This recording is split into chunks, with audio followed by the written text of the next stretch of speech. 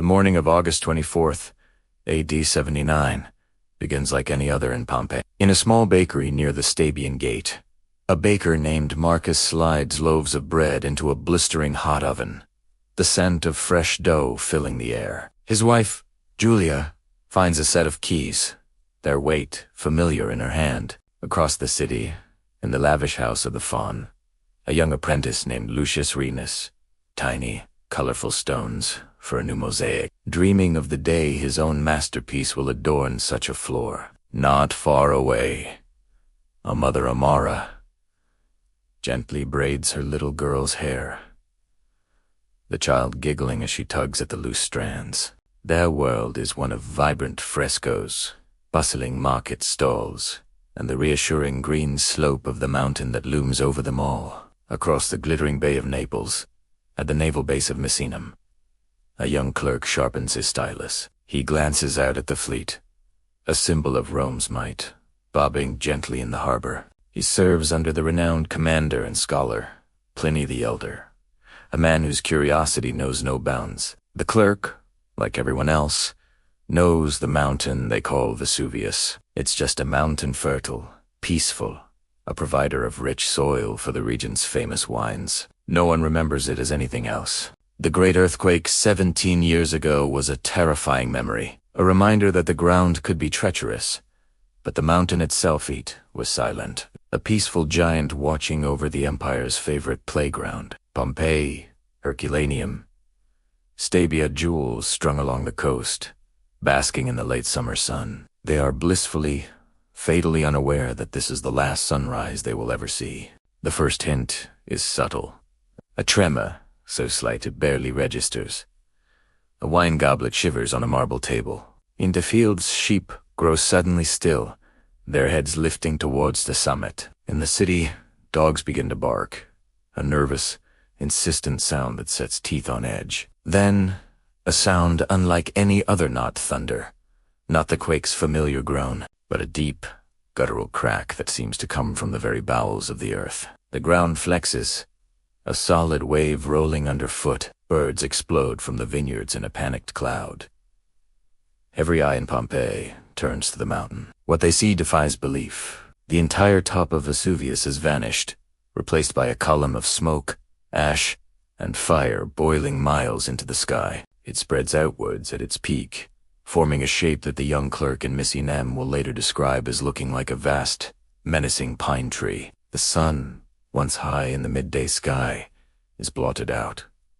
A strange, dirty twilight descends. Then, the first particles begin to drift down, a soft, gray ash like a foul-smelling snow. It coats everything here: shoulders, the fruit in the market stalls. Lucius, the apprentice, watches it settle on his pristine mosaic stones, his heart beginning to pound. But the ash is just the beginning. Soon, something else starts to fall from the bruised, unnatural sky. Small, lightweight stones, gray and porous.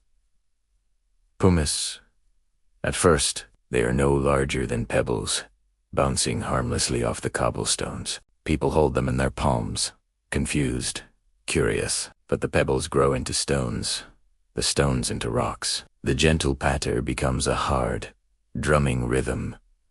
Thump, thump, thump, on terracotta, roof tiles, on wooden carts, on the heads of those still staring up in disbelief. The roar from the mountain is no longer just a sound. It's a physical force, a vibration that rattles the bones in your chest. Fear, sharp and cold, finally takes hold. The quiet ode turns to a frantic scramble. Marcus the baker slams his oven door shut, shouting for his family. Across the city, the beautiful atrium of the House of the Faun is now a target. The first heavy piece of pumice smashes a roof tile, sending fragments skittering across the floor where Lucius was just working. He looks up at the sky, a canvas of swirling black and gray.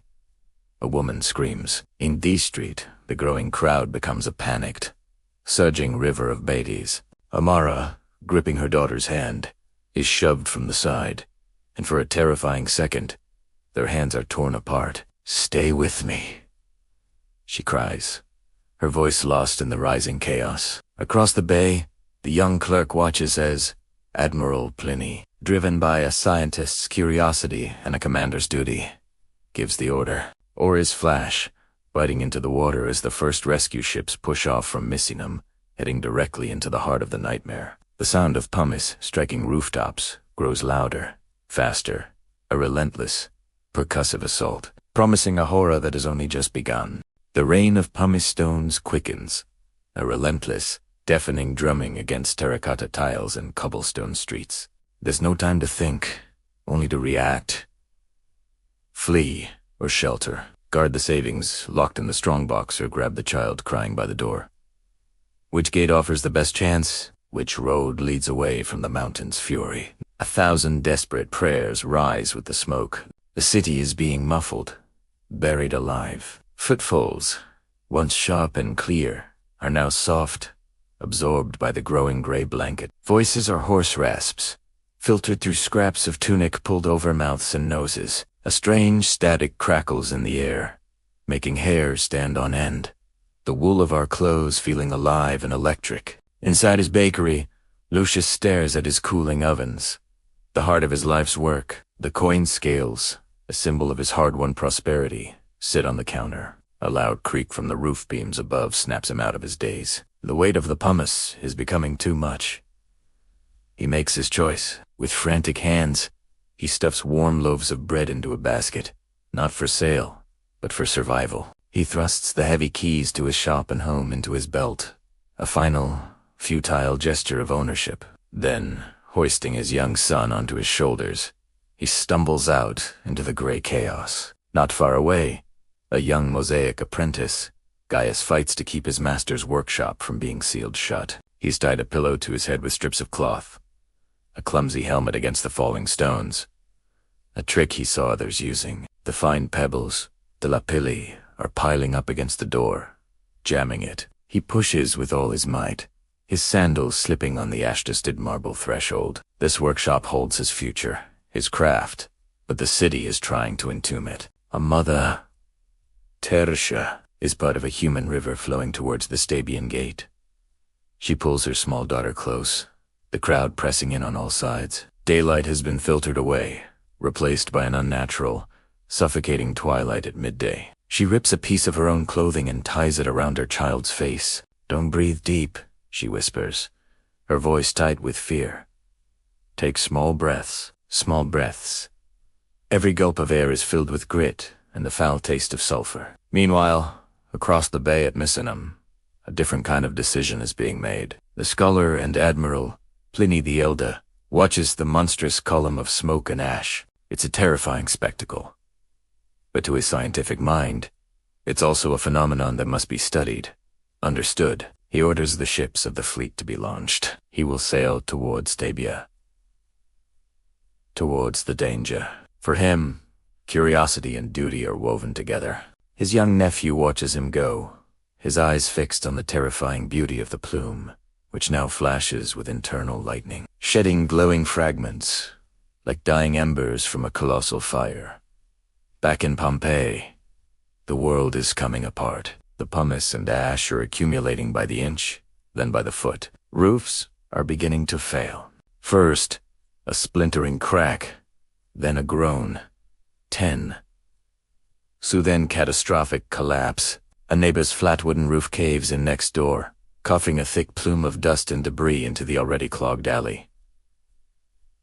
The continuous tremors are more violent now. They shake the very foundations of the city. Frescoes crack and fall from walls in shattered pieces. A decorated lintel above a doorway gives way, crashing to the ground. In some courtyards, the wells have run dry, the earth itself seeming to clench in agony. Down by the port, the sea is behaving strangely, pulling back from the shore in a long, shallow retreat, leaving fish flopping on the wet sand. The streets are a tangled mess of desperation. A heavy cart, overloaded with household goods, has lost a wheel, blocking a narrow lane. People scramble over it, their sandals finding no purchase on the slick, powdered stone. A mule, tethered to a post, panics at the noise and the shaking, kicking and braying as it overturns a stack of precious olive oil spills out, mixing with the gray ash to form a treacherous sludge. A falling roof tile strikes the young apprentice,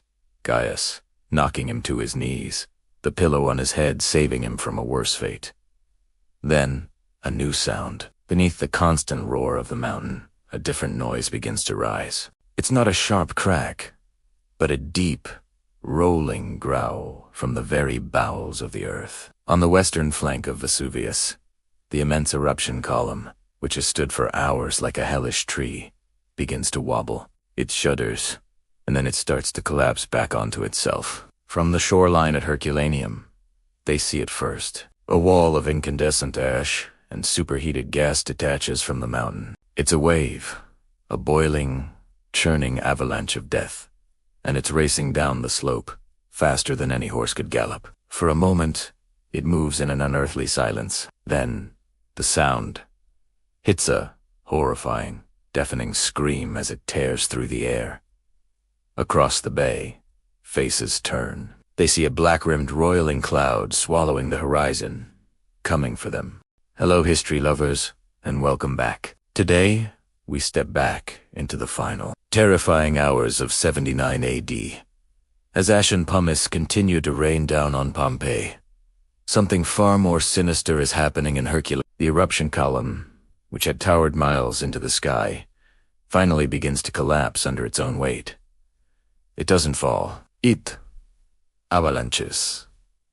A pyroclastic surge, a superheated cloud of gas, ash, and rock fragments detaches from the mountain. It's not like a slow-moving lava flow. This is a hurricane of heat, moving at hundreds of miles per hour, hugging the ground. It reaches Herculaneum in minutes. The temperature inside this cloud is over 500 degrees Celsius, hot enough to vaporize flesh and boil brains. In the boathouses by the shore, where hundreds of families had sought refuge, the end is instantaneous. They are huddled together, clutching loved ones, their final moments preserved in a tableau of terror. The intense heat fractures their skulls and chars wooden beams in a fraction of a second. Life is extinguished so quickly.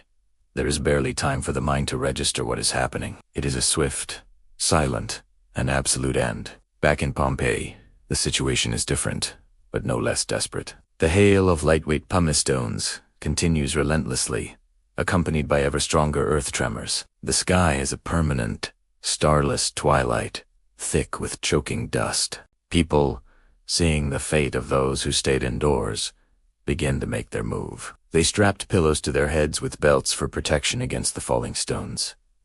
They tie wet cloths over their mouths, but the fabric quickly becomes a gritty, suffocating paste. Here, in the growing darkness, we see humanity reduced to a series of small, heartbreaking choices. A father, having gotten his family clear of their collapsing home, suddenly turns back. He can't leave behind his wife's wedding ring. A young apprentice, trapped by a blocked doorway, frantically digs at the mounting pile of pumice with the broken handle of an amphora. A baker, his oven still holding carbonized loaves of bread that will never be eaten, lashes a basket of what little he can carry to his back. A mother, holding her child's hand, counts their steps aloud, her voice a desperate rhythm in the gloom. Anything to keep them moving forward as the world sinks into an ash-coaked night. Meanwhile, a few miles south at Stabia, the Roman admiral and scholar, Pliny the Elder, has landed his rescue fleet. Through the eyes of his young clerk, we see a town gripped by panic. Refugees clog the streets, their faces turned towards the terrifying mountain. Cinders, larger and heavier now, fall like hot hail. Yet, amidst the chaos, Pliny is a beacon of calm. He addresses the crowds with the measured voice of a scholar, explaining the natural phenomena as if it were a lecture, trying to reason fear away. He orders his men ashore, but the sea is behaving strangely, pulling back from the coastline in an unnatural-looking low tide. Embers drift on the sulfur-heavy air, which burns the throat with every breath. Undeterred, Pliny dictates letters to his clerk, observing the eruption, even making a dark joke about his own large frame. As the air grows thicker, he advises those around him to lie down, to breathe shallowly. Eventually, the toxic gas becomes too much. He lies down on a cloth spread by his attendants near the shore and quietly succumbs a victim of asphyxiation, perhaps a heart attack triggered by the immense stress and heat. as his companions stumble away into the blackness. His rescue mission ends in tragedy. In Pompeii, desperation is reaching its peak. Doorways are now completely blocked by pumice, trapping families inside their homes. Courtyards, open to the sky, are filling like deadly swimming pools. A dog, chained in a garden, barks frantically, its chain just inches too short to allow escape. We see a heavy strongbox, filled with the family's wealth, abandoned in a hallway too heavy to lift. Pockets are weighed down with coins that have become worthless. Jewelry, a symbol of status just that morning, now feels like a warm, heavy weight against the skin. Then, the nature of the disaster shifts. The eruption column above Vesuvius destabilizes completely. A new series of pyroclastic surges breaks from the volcano's flank, and this time, their target is Pompeii. The ground begins to thud with a low, approaching roar. A wave of hit, like an open furnace door, pushes against the faces of the survivors still struggling through the streets. They look at each other, their eyes wide with a shared, unspoken understanding. And then they run. They run as if speed could matter against an avalanche of fire. They run as the air around them becomes too hot to breathe. The sky doesn't just darken, it falls. A hurricane of incandescent ash, toxic gas, and shattered roca pyroclastic surge detaches from the monstrous cloud over Vesuvius. It's not like an avalanche. It's a fluid. It pours over Pompeii's northern walls, a ground-hugging torrent moving faster than a horse can gallop, hotter than any furnace. It finds every opening, flooding alleys, wrapping around corners, and spilling into open courtyards with a terrifying, silent speed. Inside the bakery, the heat hits the street door first.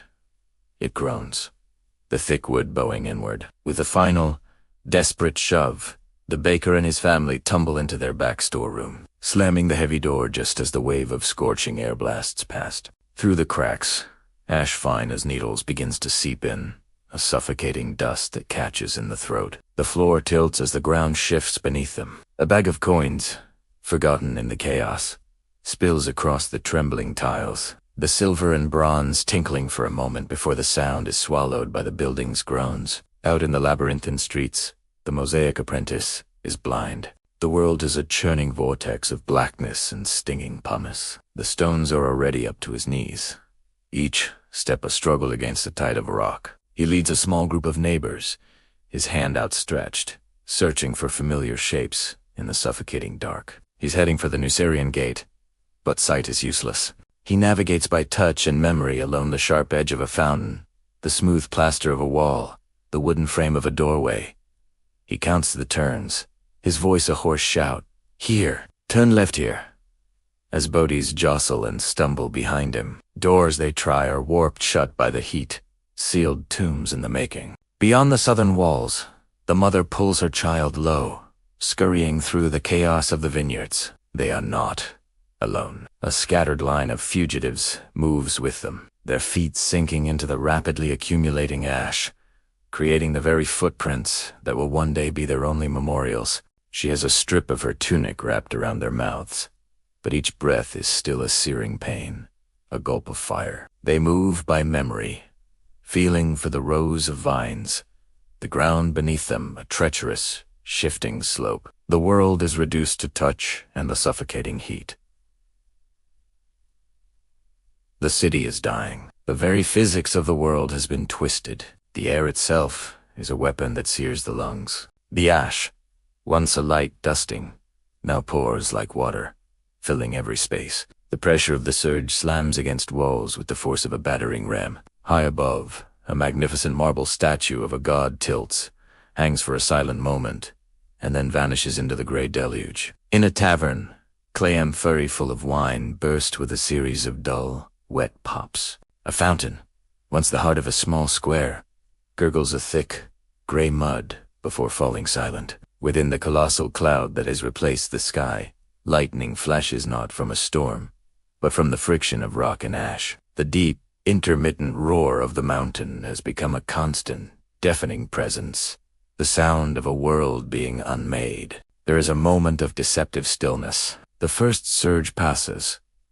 The roar softens to a whisper of settling ash. In the storeroom, The baker's family dares to breathe, the brief silence more terrifying than the noise. It's a flicker of impossible hope.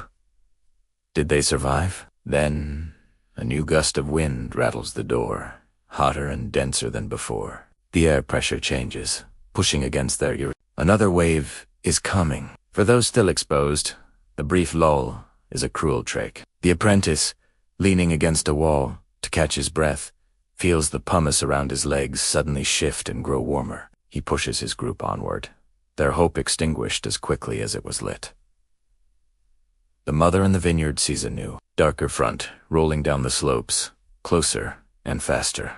On the flank of Vesuvius, the main eruption column, starved of its upward momentum, finally collapses under its own colossal weight. It creates a surge of unimaginable scale, a final, definitive wave of destruction. It is an avalanche of fire and rock that is higher, darker, and faster than anything before it. It scours the landscape, devouring villas and farmlands as it thunders toward the buried city. Down in the vineyard, the survivors feel it before they can see or hear it, a crushing pressure on the chest, a metallic taste in the mouth. The mother's hand tightens around her child's small fingers, a last, instinctive act of love as a solid wall of moving darkness rushes forward to erase the world.